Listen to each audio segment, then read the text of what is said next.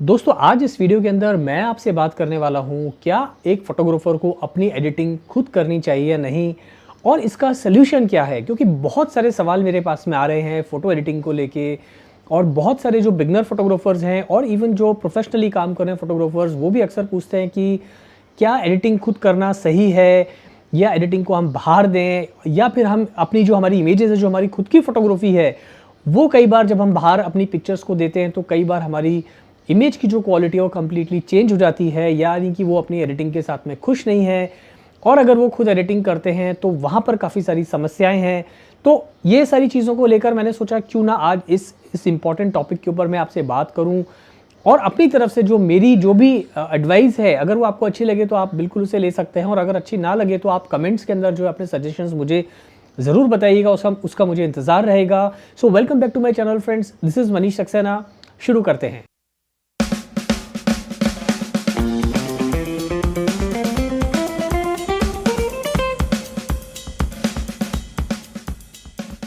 तो दोस्तों आज मैं कुछ 4 से 5 ऐसे रीज़न्स के बारे में बात करूंगा जिससे मैं आपको ये समझाने की या अपनी तरफ से कहने की कोशिश करूंगा कि भाई एडिटिंग जो है वो एक फ़ोटोग्राफ़र को क्यों नहीं करनी चाहिए।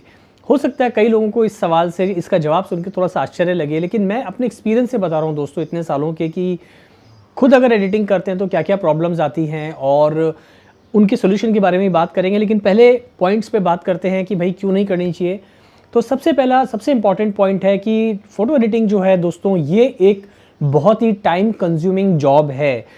अब ये बात मैं आपसे इसलिए कह रहा हूँ दोस्तों कि अब यकीन मानिए कि बीइंग अ फैशन फोटोग्राफर या कई बार हम लोग एडवर्टाइजिंग कैंपेन करते हैं या कभी कभी हम जो पोर्टफोलियो का काम कर रहे हैं या पोर्ट्रेट फोटोग्राफी करते हैं और जहाँ पर हमारी कोशिश यही होती है कि हम अपनी इमेजेस को जो है कम्प्लीटली प्रोफेशनल लेवल पे लेके जाएं और जब क्लाइंट को डिलीवर करें तो जो हमारी एडिटिंग है वो भी उतनी प्रोफेशनल होनी चाहिए जितनी कि हमारी फ़ोटोग्राफी।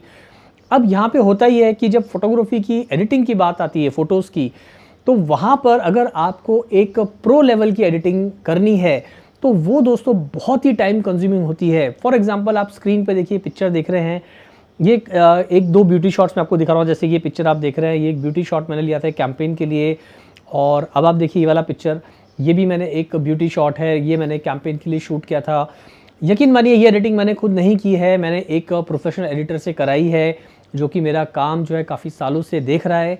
और ये जो एडिटिंग है एक पिक्चर की, जबकि ये पिक्चर हमने बहुत ही अच्छे से एक्सपोज की थी यानी कि रॉ इमेज के अंदर, उसके बावजूद भी जो है इस इमेज की इस क्वालिटी को लाने के लिए उसको एक इमेज पे ऑलमोस्ट 6 to 8 आवर्स लगे हैं। One image 6 to 8 hours, specially beauty shots, क्योंकि वहाँ पर स्किन टेक्सचर जो हमें बहुत ही अच्छे से दिखाना होता है और टोनिंग जो है बहुत अच्छे से बैलेंस करनी होती है और बाकी जितने इश्यूज़ हैं स्किन के अंदर या फेस पे या कलर्स के अंदर या हेयर में या उससे रिलेटेड कोई भी चीज़ जो भी फेस पर आ रही है, स्पेशली ब्यूटी शॉट की बात कर रहा हूँ, वहाँ पे जो है एडिटर को लगते हैं काफ़ी घंटों काम करने में।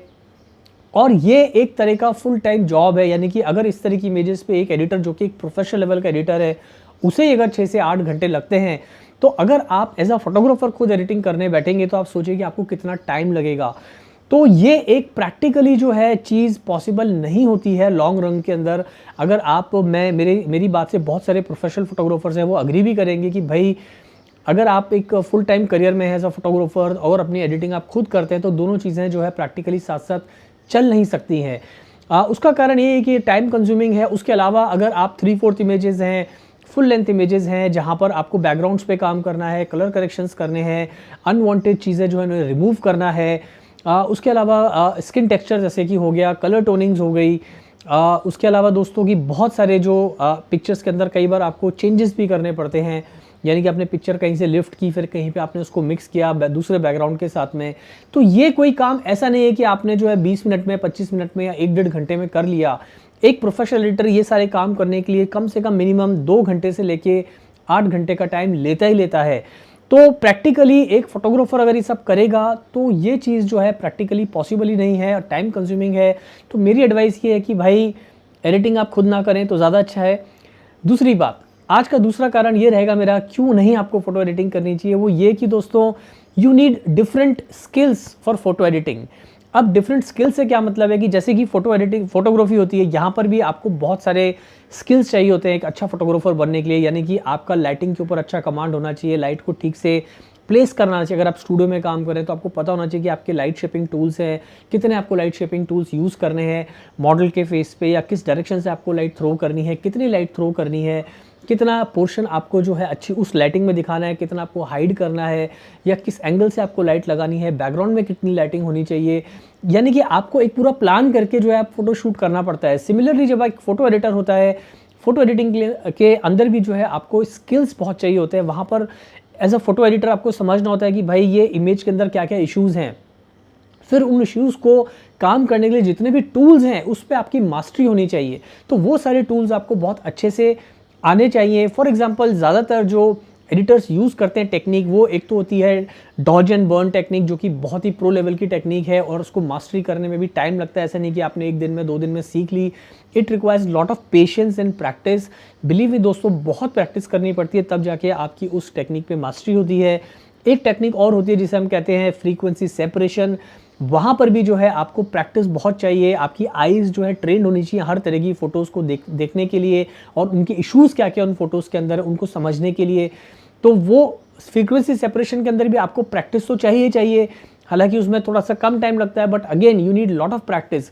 उसके अलावा बहुत सारे ऐसे टूल्स होते हैं जहाँ पे हमको जो है फ्रेकल्स को रिमूव करना है, अलग अलग तरह के स्पॉट्स होते हैं अनवांटेड, ये जो हम बोलते हैं स्ट्रे हेयर हैं, या कई बार जो स्पॉट्स है स्किन के अंदर काफ़ी सारे इश्यूज़ हैं, वो सारे हमको रिमूव करने होते हैं। बैकग्राउंड को हमें हाईलाइट करना पड़ता है। तो उससे रिलेटेड जितने भी टूल्स हैं उन टूल्स के ऊपर आपको आने चाहिए वो टूल्स को हैंडल करना। सो वो 1 दिन में, 2 दिन में, 1 महीने में नहीं आते हैं, वो एक over the period of time आपका उन पर कमांड होता है।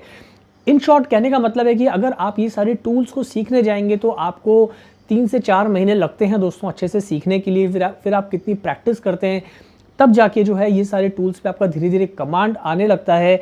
और इन बिटवीन होता ही है कि आपको फोटोग्राफी के अंदर और आपकी एडिटिंग के अंदर जो है थोड़ा सा आपका बैलेंस जो है वो थोड़ा सा ख़राब हो जाता है, और यहाँ पर काफ़ी सारी प्रॉब्लम्स जो है इश्यूज़ आने शुरू होते हैं कि भाई आपको फ़ोटोशूट भी करना है, आपको एडिटिंग भी करनी है। इन शॉर्ट अगर आप देखेंगे कि आपको ये सारे स्किल्स आने बहुत ज़रूरी हैं। अगर ये स्किल्स नहीं आते तो बेकार है टाइम वेस्ट करना उसके ऊपर। तो मेरा एडवाइस ये कि अगर आप एक फोटोग्राफर हैं तो आप क्यों इन स्किल्स के ऊपर सीखने पे अपना टाइम को ख़राब कर रहे हैं। मैं सोल्यूशन के बारे में बात करूँगा करना क्या है, लेकिन मैं आपको फ़िलहाल समझाने की कोशिश कर रहा हूँ कि क्यों आप उस पर इतना समय बर्बाद कर रहे हैं। आप अपनी फोटोग्राफी के स्किल्स पे ध्यान दीजिए, क्योंकि आप एक फोटोग्राफर है ना कि एक फ़ोटो एडिटर। हाँ, अगर आपको फ़ोटो एडिटर बनना है तो ये सारी चीज़ें ज़रूरी है, तो आपको ये सीखना है, उसमें कोई बुराई नहीं है। तो you need different skills to learn photo editing, you need lot of practice to do all these kind of professional level editing। तो ये दोनों चीज़ जो है प्रैक्टिकल लेवल में दोस्तों साथ साथ नहीं चलती। तीसरा जो मेरा पॉइंट है दोस्तों वो ये रहेगा कि भाई यहाँ पर आपको जो है काफ़ी सारा इन्वेस्टमेंट भी करना पड़ सकता है। अगर आपको एक एडिटिंग खुद करनी है तो एक अलग से इन्वेस्टमेंट भी हो जाता है, जो कि एक फोटोग्राफर की रिक्वायरमेंट नहीं होती। फॉर एग्जांपल आपको एक अगर प्रोफेशनल लेवल की एडिटिंग करनी है तो भाई आपको एक प्रो लेवल की जो है ये देखिए इस तरह से आपको ये खरीदनी पड़ेगी। एक पेन टैबलेट, ये वैकॉम की पेन टैबलेट है, ये देखिए इसका इस तरह से जो है डिजिटल पेन आता है पेन टैबलेट के साथ। उसके अलावा आपको जब ये मैं आपको स्मॉल है, ये मैंने खरीदी थी आज के 4-5 साल पहले, मैंने यूज़ की थी, मैं अब खाली प्रोसेसिंग के लिए यूज़ करता हूँ, मैं आपको आगे बताऊँगा इसकी कहानी भी। तो ये भी करीब है 24-25 हज़ार रुपये की आती है। उसके अलावा अगर आपको सॉफ्टवेयर लेने पड़ेंगे तो आपको कम से कम 2-3 सॉफ्टवेयर की ज़रूरत पड़ती है। फ़ोटोशॉप लेना है तो उसका एक जो है पूरा आपको मेंबरशिप के साथ आता है, आप खरीदेंगे तो महंगा होता है। उसके अलावा लाइट रूम है और भी कई सॉफ्टवेयर है जो आपको खरीदने पड़ सकते हैं। तो ओवरऑल जो है दोस्तों ये एक इन्वेस्टमेंट हो जाता है। फिर आपका कंप्यूटर जो है, लैपटॉप है, कंप्यूटर है, वो भी उसी लेवल का होना चाहिए फ़ोटो एडिटिंग के लायक। तो वो इन्वेस्टमेंट जो है वो लाखों में चला जाता है। तो अगर आप ये सब चीज़ें मेंटली करने के लिए तैयार है, इतना वक्त है आपके पास, तब तो आप भैया इतना इन्वेस्टमेंट करिए, नहीं तो फालतू के अंदर आप टाइम वेस्ट करेंगे, उसका कोई सेंस नहीं है। और चौथी बात दोस्तों वो ये है कि भैया जो बोथ प्रोफेशंस हैं, फोटोग्राफी एंड फोटो एडिटिंग, इसकी जो डिमांड्स हैं वो कम्प्लीटली डिफरेंट होती हैं। यानी कि टोटली जो वर्क फ्लो है उसका डिमांड कम्प्लीटली डिफरेंट है।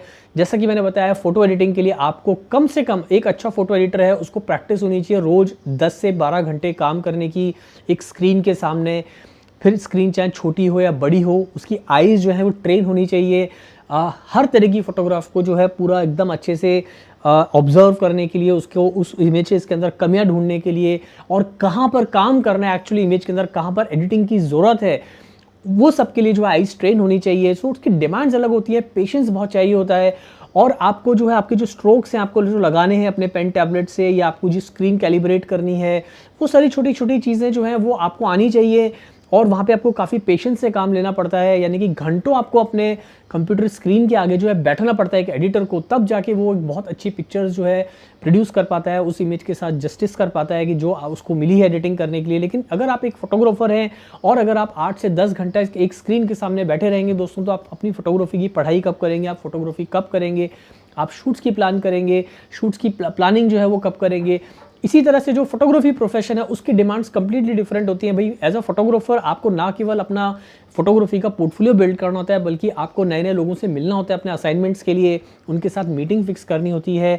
उसके अलावा अगर आपके क्लाइंट आपके पास जो असाइनमेंट्स हैं उसके लिए भी तैयारी करनी, यानी कि प्री प्रोडक्शन का वर्क है कि शूट कहाँ होगा, किस लोकेशन पे होगा, उसके लिए कितनी टीम लगेगी, कितने गियर्स लगेंगे, उसको कैसे लेके जाना है, किस तरह से ट्रांसपोर्टेशन होगा, खाने पीने का इंतजाम कैसे होगा शूट के ऊपर। बहुत सारे प्रोडक्शन रिलेटेड प्रॉब्लम्स हैं, वहाँ पर एज एक फोटोग्राफर को अपना दिमाग अपनी एनर्जी लगानी पड़ती है। उसके अलावा उसको फाइनली शॉट्स कैसे लेने हैं उसके बारे में उसको पूरा सोचना पड़ता है। जो भी उसके मॉडल्स हैं, जो भी सब्जेक्ट है, भले ही आप प्री वेडिंग शूट कर रहे हैं, वेडिंग का है या मॉडलिंग का है, या कोई भी आप ई कॉमर्स का काम कर रहे हैं, वहाँ पर आपको पूरा प्लान करना पड़ता है कि भाई ये पूरा शूट एग्जीक्यूट कैसे होगा।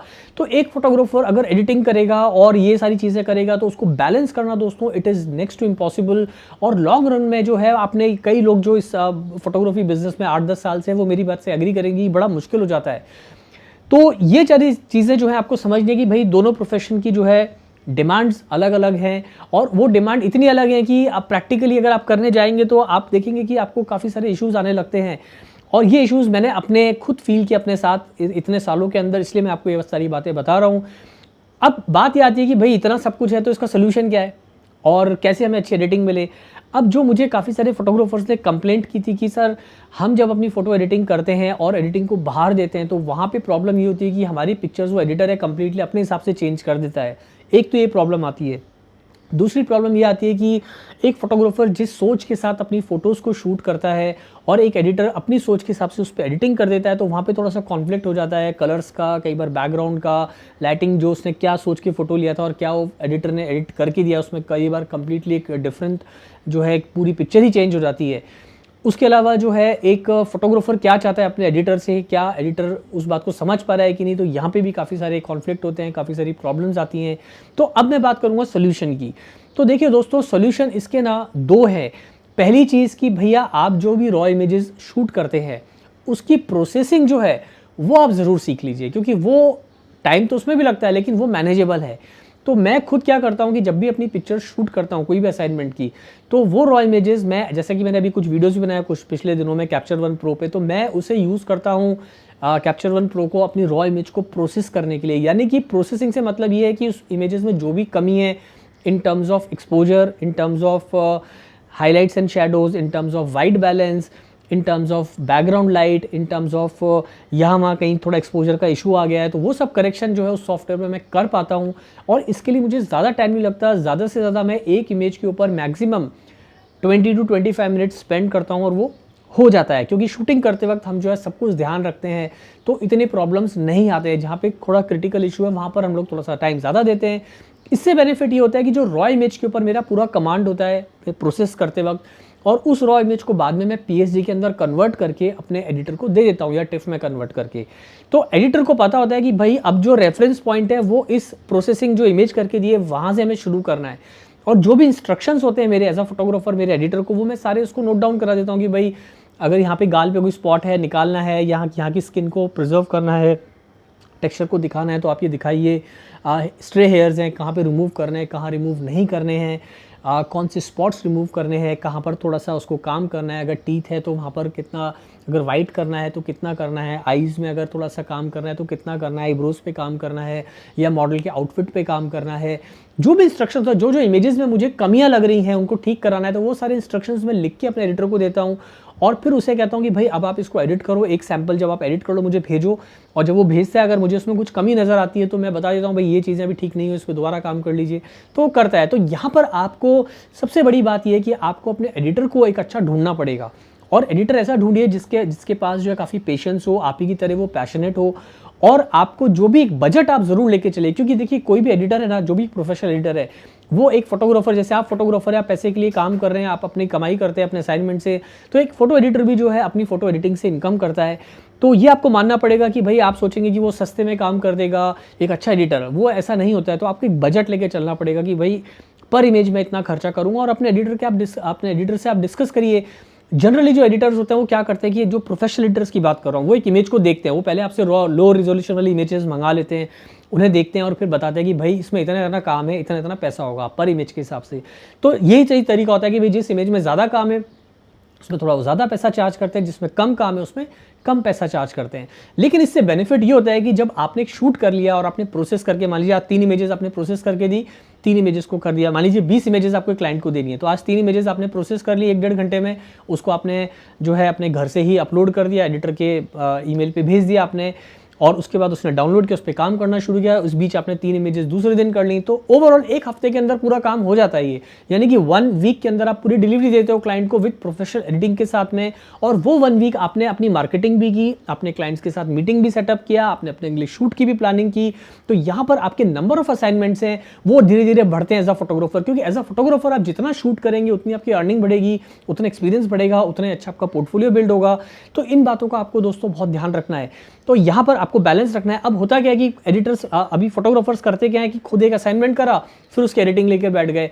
अब आप सब जानते हैं कि 10-10, 15-15, 20-20 दिन आप एडिटिंग करने में लगा देते हैं। तो 15-20 दिन के बाद जब आप क्लाइंट को दोगे तो आपके ना केवल आपके असाइनमेंट्स भी कम होते हैं फोटोग्राफी के, बल्कि क्लाइंट का एक्साइटमेंट भी चला जाता है और उसमें काफ़ी सारी प्रॉब्लम्स आ जाती है। क्लाइंट कई बार खुश नहीं होता आपके एडिटिंग से, क्योंकि आप एक प्रोफेशनल एडिटर तो है नहीं। तो आपको ये बात को समझना ज़रूरी है कि क्या आपको एक फुल टाइम प्रोफेशनल फोटोग्राफर बनना है या फुल टाइम एक एडिटर बनना है। तो यहाँ पर आपको इन चीज़ों का ध्यान रखना बहुत ज़रूरी है। तो अगर आपको एक फोटोग्राफर बनना है तो मेरे हिसाब से एडिटिंग का काम आपको बाहर देना चाहिए। और अच्छे एडिटर्स जो हैं बहुत सारे आजकल मिल जाते हैं दोस्तों, काफ़ी सारी कंपनीज जो है प्रोफेशनली ये काम कर रही हैं। तो एक छोटा सा वीडियो था, उम्मीद है आपको मेरे सजेशंस पसंद आए होंगे। और अगर आपके कोई कमेंट्स हो तो नीचे आप मुझे बिल्कुल कमेंट करके बताइए कि भाई इसमें क्या सजेशंस है, आपका क्या कहना है, आप क्या सोचते हैं इसके बारे में। मैंने अपनी सोच आपके साथ जो है वो आज शेयर की है। और वीडियो अच्छा लगा दोस्तों जल्दी से इसे कर दो लाइक, और चैनल सब्सक्राइब नहीं किया तो चैनल को कर दो जल्दी से सब्सक्राइब। इसी तरह की photography tips and tricks tutorial देखने के लिए जल्दी मिलते हैं फिर नई वीडियो के साथ। Thanks for watching.